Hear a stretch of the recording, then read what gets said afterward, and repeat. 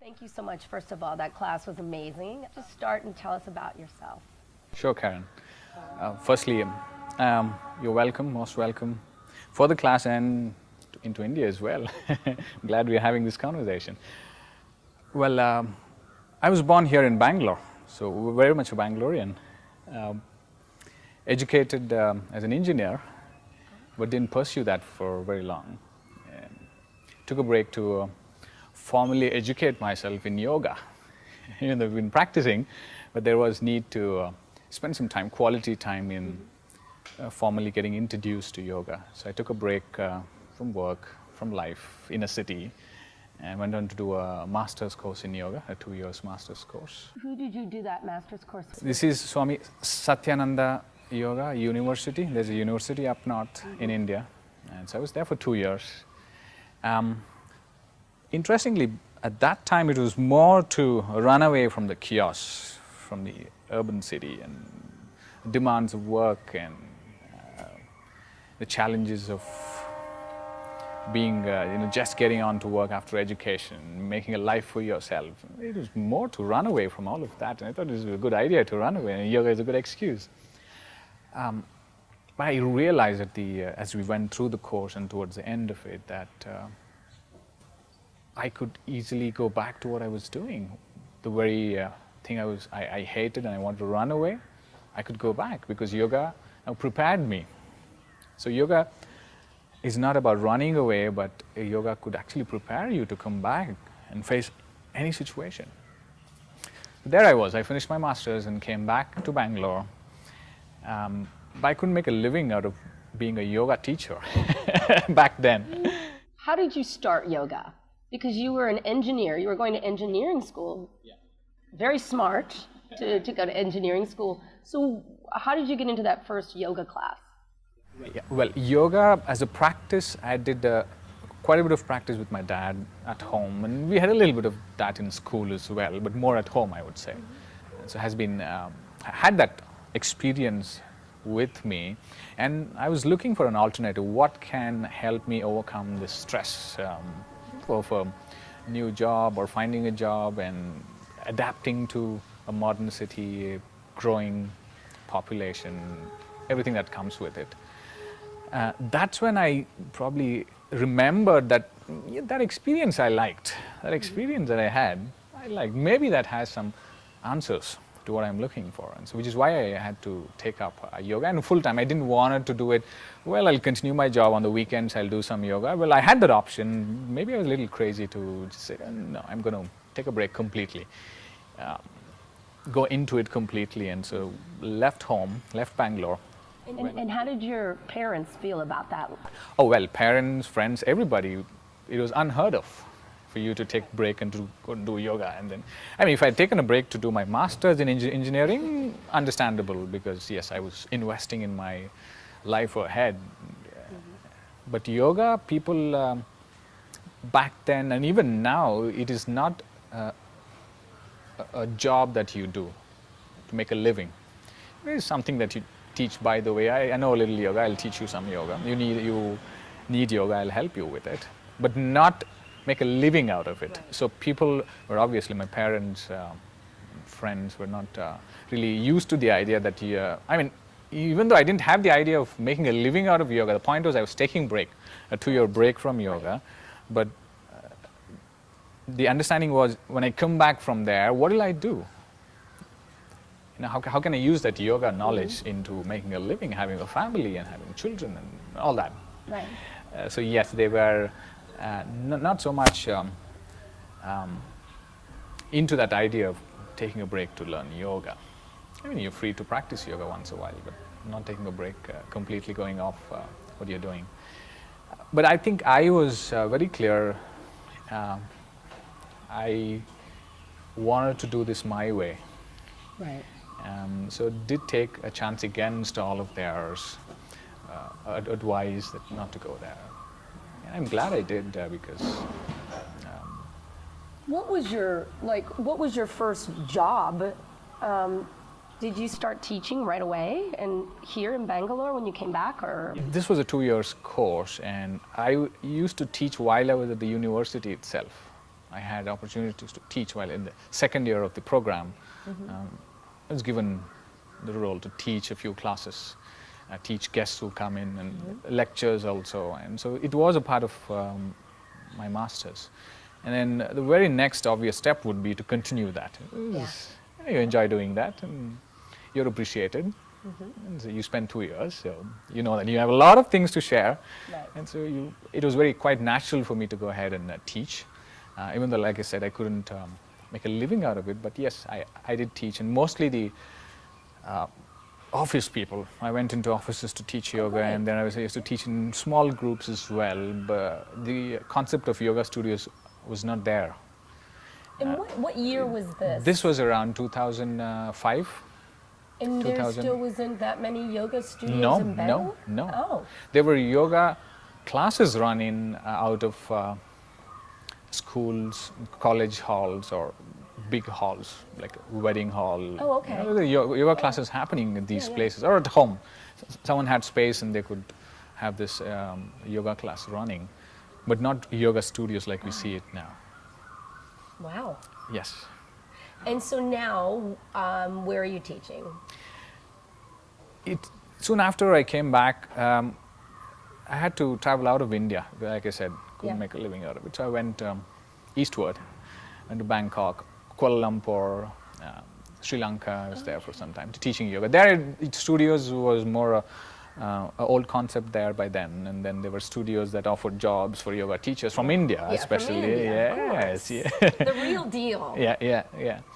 So I was there for some time, about almost 2.5 years I spent traveling and working as a full-time yoga teacher, and then I felt it was time to come back to India. 2007 is when I came back, and then with a friend of mine from the US, we started a wellness center here in India. And the name of that wellness center is? It's Atmayan. Okay. Atmayan. And that was more of to do with yoga and Ayurveda together. I love that. I would say was the first few totally dedicated yoga space in Bangalore, where we had classes throughout the day. Started early in the morning. We had courses running like the yoga teachers training course, workshops on weekends. Even though it's a smaller place, but it was a space dedicated for yoga practice. So that, me and my friend from the US, Chris, we spent about 4 years enjoying, exploring what we could do in Bangalore. He got some of his understanding from California. Great place. That's where I live. Yeah, okay. We met at the university. He was there at the university, so I knew him for 2 years in the university, and then we went our ways. And then 2007, we got back together, and he moved to Bangalore, and we started this place. That's wonderful. Yeah. 2011, I moved out of Atma, and Chris also moved out of that place now, and he's not in India anymore.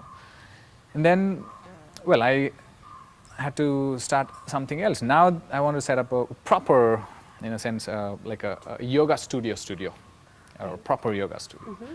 So that was the birth of our organization. We have a private limited company, 1,000 Yoga. It's called 1,000 Yoga. It's called 1,000 Yoga? 1,000 Yoga. Yeah, okay, great. 1,000 Yoga, there's one for you. Okay. Which means we are realizing that people are different, people's needs are different, and the yoga needs to change. Yoga has to adapt to their needs. It's also the first time where we opened up other schools to come together under one roof. Oh, great. Because I'm sure it's quite common practice in the US where you have different styles of yoga in one studio.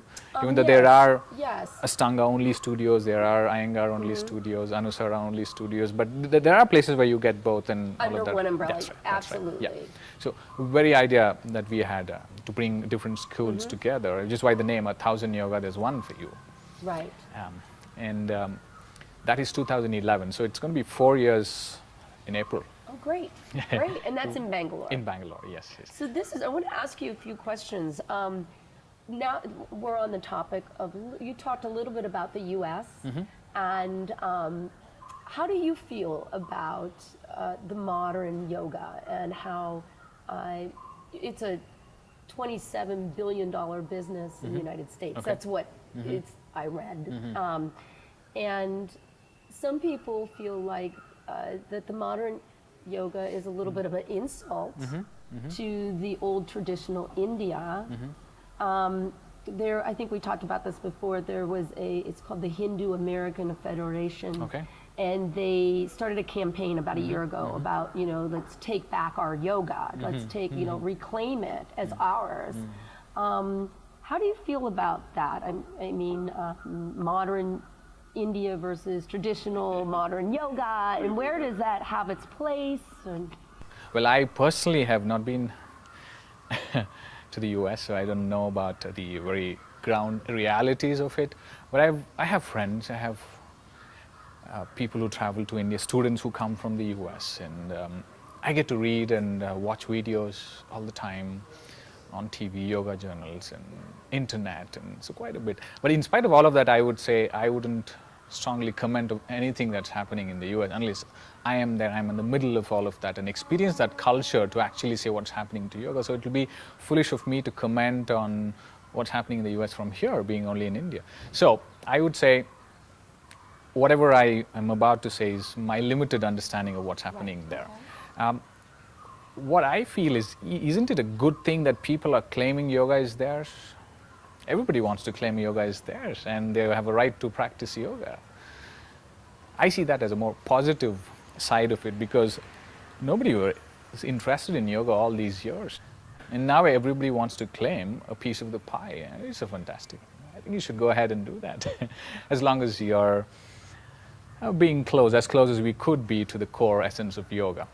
Very interesting is yoga as a practice has changed over many years now, starting from the Yoga Sutras, the yoga in the Yoga Sutras, the Raja Yoga that we know about, and the kind of yoga we're practicing in 2015. Right. It's gone through a whole lot of change. Even without the influence of the West, within India, it's gone through a lot of change. Now, when was that change? Because the Hatha practice, actually was quite dynamic. Krishnamacharya had influences from gymnastics. Yes. And what makes it kind of funny for me when I realized that there was a part of that was pressure of having to be quick on his feet to earn a living. Yeah. He had to make it spectacular. No one cared about yoga until he had this influence from gymnastics. It is maybe catering to a particular need of people at that time. Yeah. So first challenge he must have faced is their interest levels. If they're not interested, they're not going to go too far. Right. So how do I bring up the interest level? Okay, something that is physical, something that they can relate to, something that they can compare to, something that they feel good about, motivates them. Right. Okay, let's start with that. But you will see that Krishnamacharya also took that practice a little further for people who were ready. Not all his students were able to move on, but students who were ready, he took them on to the next level of practice of the pranayama and the Yoga Sutras itself. And he's a scholar in many sciences, not only yoga. Right. He's a scholar in Ayurveda, a scholar in Vastu, philosophy, all the 6 philosophies, 6 Indian philosophies, astrology. Right. So he gave what the student was ready for. And I would agree that it could have been, he could have been largely influenced by what was happening at that time, the physical culture of that particular time, and the influence of having the English here in India.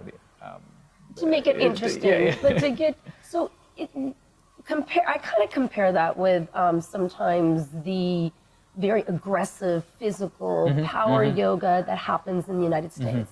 Using music, I actually started more in Anyasara with no music, but being a dancer by profession, I love music. Yeah. And so there was a part of me that felt naughty at first, like, am I doing something wrong because I'm using music? But that helped some people that would never walk into a yoga studio. Maybe they were more physical. Yes. And then I kept saying to them, you know what? you're going to start enjoying the subtle body, and you'll get there. And I think that's okay. Absolutely. That is the role of a teacher. Teacher has a bigger perspective, the bigger picture of everything, but to start from where the student is ready is very important skill of a teacher. It's not that that teacher knows only that part, like the physical part and jumping around with music and all that, but maybe that is the right thing from where they come from.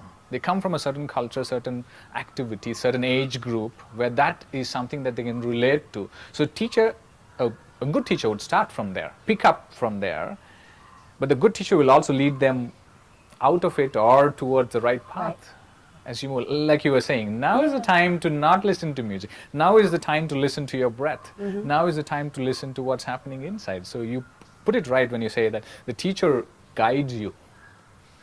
And that's okay. It is absolutely okay, because I'm saying yoga itself has undergone a lot of changes since ever since it was made a practice. Now, what changes have you seen in India, the yoga practice, say, in the last 10 years? The changes has largely been in yoga practice in urban cities.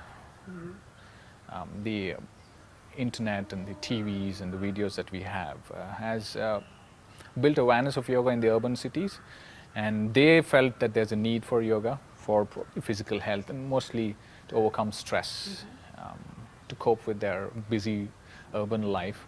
The driving, you mean? You mean the driving in Bangalore? Also the driving, yes, in Bangalore especially. Wow. Yes. Okay. And so the changes I see is mostly there, but there's one whole segment of practitioners of yoga who've always been practicing the old way, the old school way, and they've almost stayed the same. They haven't changed much. Right.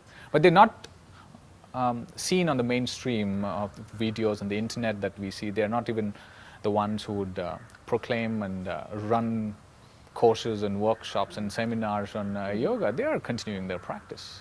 There's that whole segment that's continuing to do their practice on their own. Right. The changes I see is largely in urban cities, also influenced by the West and Indians traveling out and becoming globalized and bringing back that and say, hey, it's good to have a yoga studio where I can just drop in a few times a week and practice and go away. Right before I came to India, my students said to me, well, you're going to see yoga everywhere. They're going to be on the street. Everybody in India does yoga. Everyone in India does yoga. And so I think that's a perception that a lot of people feel in the West, that you were born with us. Well, I would like to make a little differentiation. The word yoga, mostly in the West, means the practice of yoga, the asana, the hatha yoga, it means hatha yoga. But here, yoga has a slightly broader meaning, or it would include other types of yoga. Like if you heard of the word of bhakti yoga, karma yoga, and hatha yoga, of course, hatha, raja yoga, jnana yoga. And so it has a slightly broader meaning here, and which is the way it's practiced here. So you will find people who are saying, I'm a karma yogi, I'm practicing karma yoga. They're not doing any asanas. And there are people who are just chanting and who are enjoying the mantra part of it, or bhakti part of it.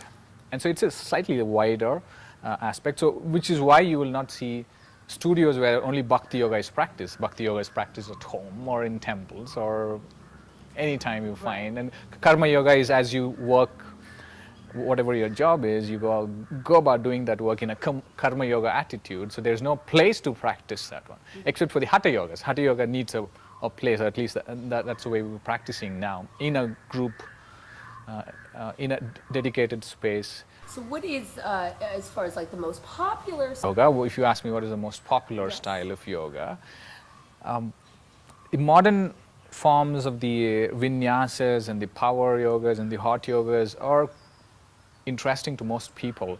But I've seen in my own studio in the 4 years, and also the Atmiya and the earlier, people settle down into a hatha style of practice, where one posture at a time, take time, explore that posture, explore your body, and moving on.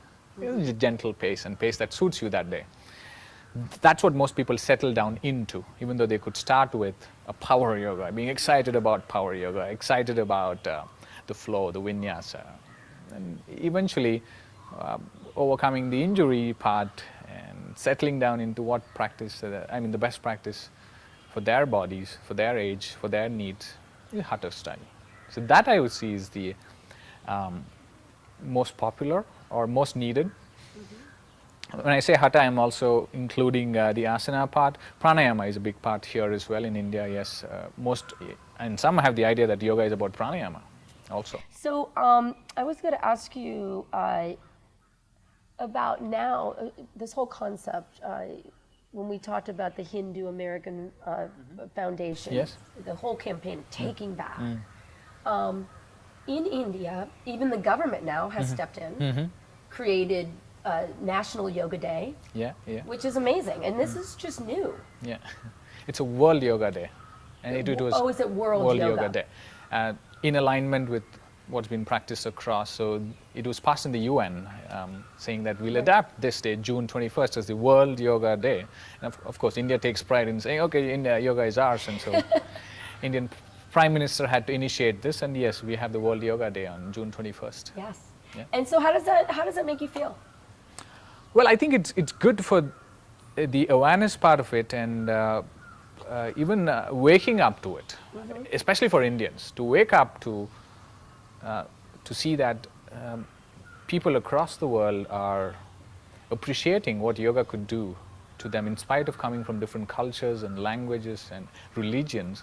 They're appreciating what yoga could do to them, what role yoga could play in their life. And it's time, the Indians, I say the mass, the Indian population, even though yoga is still very staunchly practiced by a certain group, but for the common man, Indian man, to wake up to it and to appreciate, okay, we have something that's valuable. Right. I think it's a good thing that we have that. Now, just so I'm clear, if someone's very religious, like a very, say someone's a devout Hindu, do they accept the yoga practice then?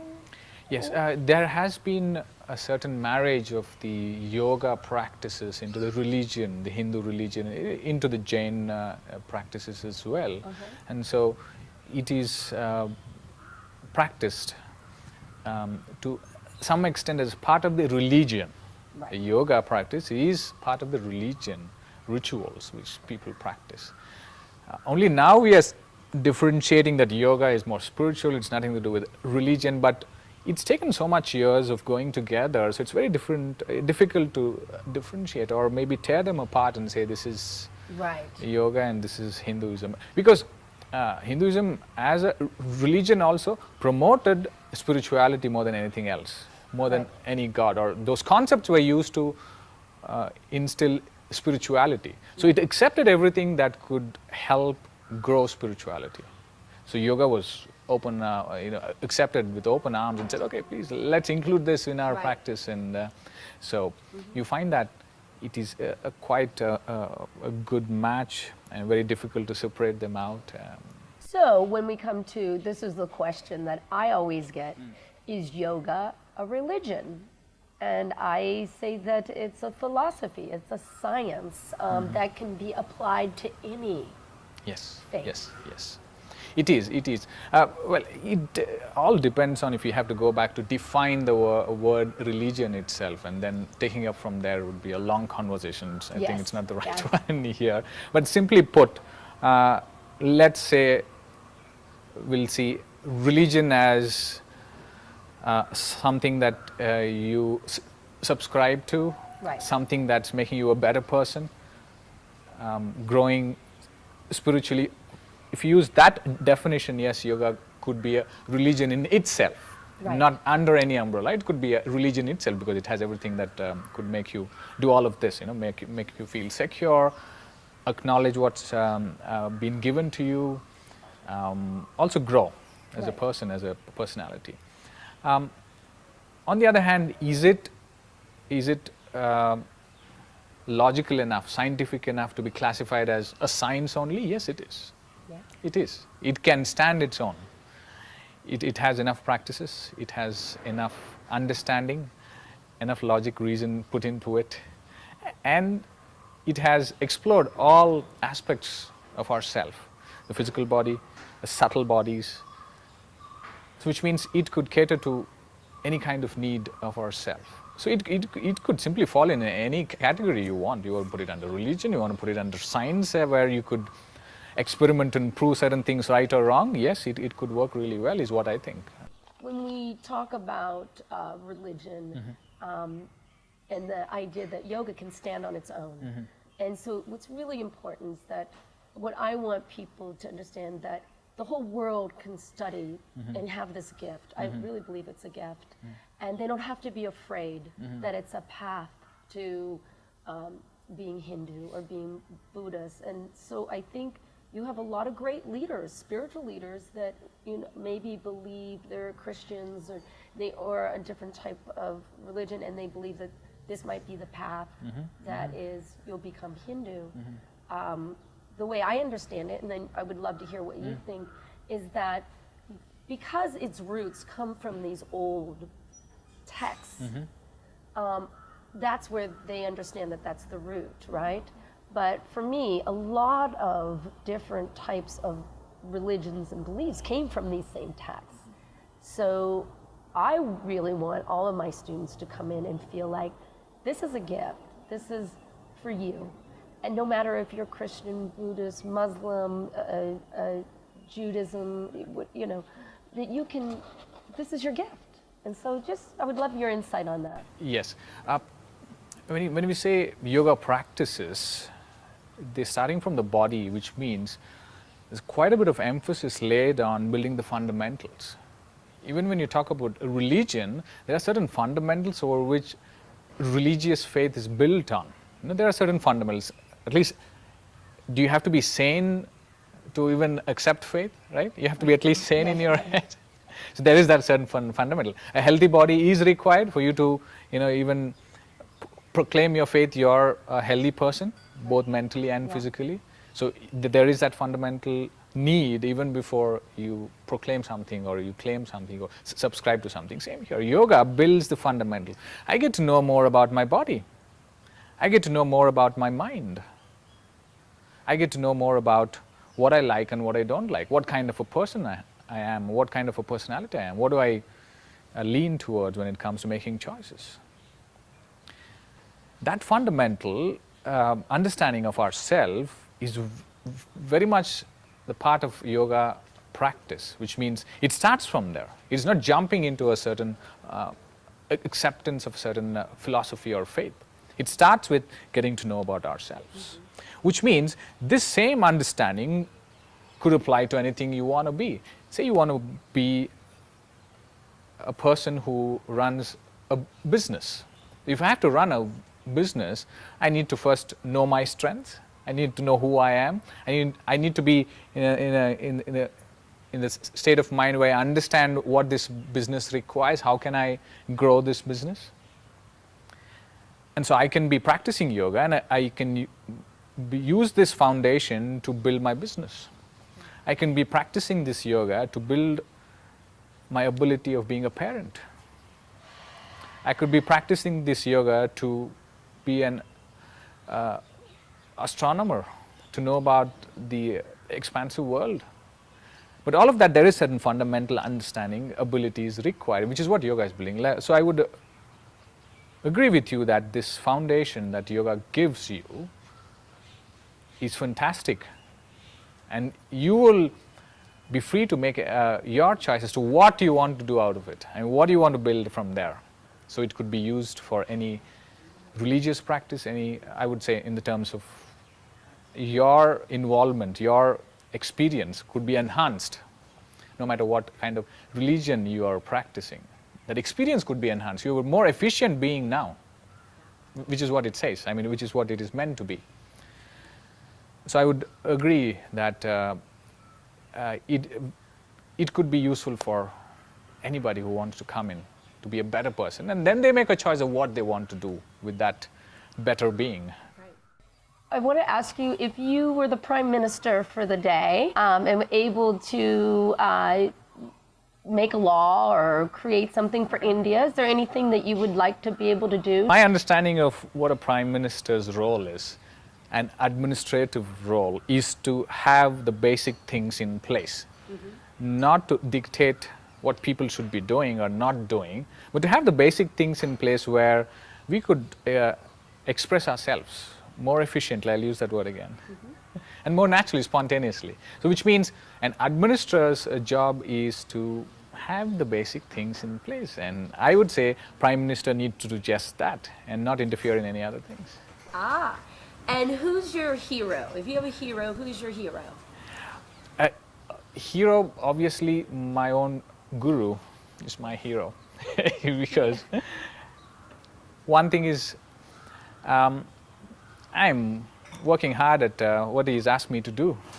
I find it challenging, and so I'm still working hard at what he's asked me to do, and so that's why it becomes important to look at him as a hero. It's so tough as what he's asked me to do, and I'm not able to do all of that he's asked me to do. And as far as gurus, there's a lot of modern gurus. Yes. So to you, what is a guru? I would say guru, the word itself means heavy. And the gurus are best when it is a one-to-one. Yeah. The concept of guru will not work that well when it is a large group sitting out there and trying to follow, because a guru really understands you. For that understanding, that proximity and one-on-one is very important. So guru is not for the masses, guru is for an individual. So my understanding of guru is, I really don't care if my guru is popular or not, but as long as I have access to my guru knows me about me and guides me through, that is my guru. Yes, it's great. It's great. It's having a mentor. Absolutely, absolutely. One-on-one, if it has to be that close. Yeah. If there was one thing that you could tell the whole world about the way to complete happiness, what do you think is one of those ways to being happy? On the onset, that happiness, it's a cliched word, but I would still say that it's within us. The good part is it's within us. I don't have to go running and looking for it elsewhere. But it's not going to be easy to dig within and find that happiness. It takes some practice, it takes some effort, and you're willing to put in that effort, obviously that happiness is yours for the keeping, yes. And is there anything that you would like else to say? To you personally, because I'm not addressing a gathering here, to you, so I'm glad to have you in India, and we happen to meet, whatever reason.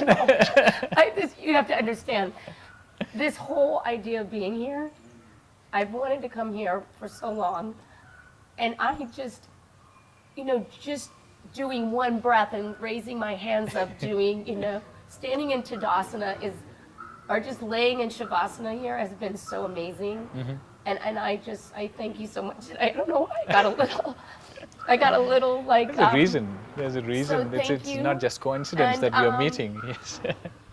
And we will meet again. Definitely, and we will take a lot of classes. And you'll come visit me in California. If you invite me, yes, I will. Okay. I will come down. Thank you. Thank you, Karen. Okay. It's good to have met, and I wish you all the best for the rest of the trip. And no matter how crazy it is, there's something that you can always take back. I'm not going to drive, though. That was like, I could not, last night, I could not believe it. But thank you so much. Most welcome.